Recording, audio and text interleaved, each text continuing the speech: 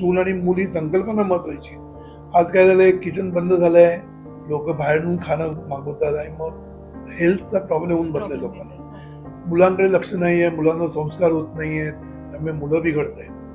त्यामुळे चूल आणि मूल ही संकल्पना नाहीये, ही महत्वाचं आहे, वास्तव आहे. कारण मूल हे तुमची संपत्ती आहे आणि चूल म्हणजे तुमचं हेल्थ ही तुमची संपत्ती आहे. तर ही संपत्ती राखणं संपूर्ण कुटुंबाचं काम आहे. म्हणून जर कुटुंबाने जर मदत केली, कारण मी किती अशी कुटुंब बघतोय की नवरा अर्ध काम करतो, बायको अर्ध करते, तू हे कर मी हे करतो, असं करणारे भरपूर कुटुंब आहे.